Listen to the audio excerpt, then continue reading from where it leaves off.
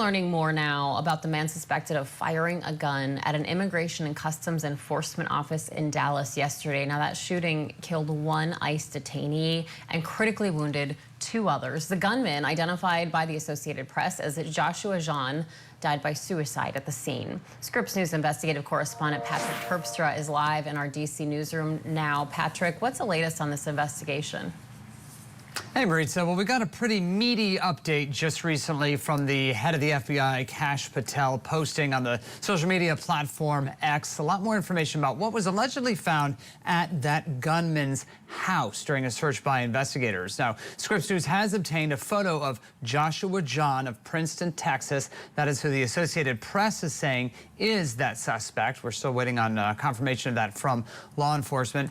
Police say he took his own life after shooting indiscriminately at the ICE building, killing one detainee and wounding two others. Kash Patel at the FBI saying they have found devices, data, and writings in the bedroom of the suspect that indicate, quote, a high degree of pre-attack planning. That includes a downloaded list of Homeland Security facilities, online searches for apps that tracked ICE agents, and videos related to the Charlie Kirk assassination. Also, according to the FBI, a handwritten note was found that said, quote, hopefully this will give ICE agents real terror to think, is there a sniper with AP rounds on the roof? Authorities saying that the gunman was found in an adjacent building firing upon that ICE outpost yesterday.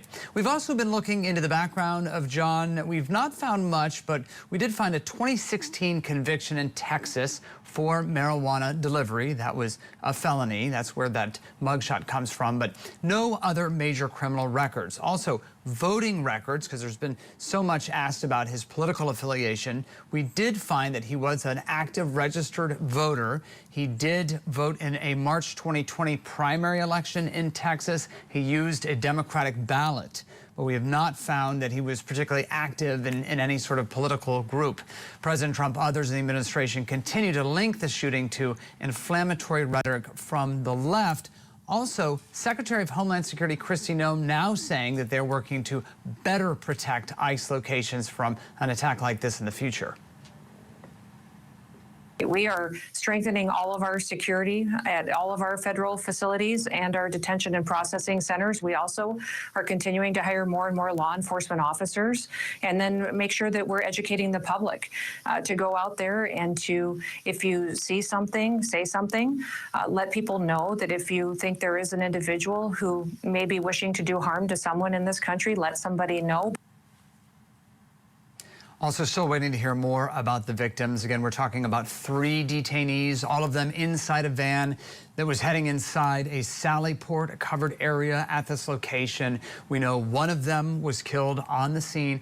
2 others are in critical condition. One of them, we have now been able to confirm, was a Mexican citizen. Mexico requesting full access to that detainee who remains injured in the hospital, also requesting a full investigation into this shooting. Maritza. Yeah, a lot still to learn there. Scripps News investigative correspondent Patrick Terpstra live for us. Thank you so much for the update.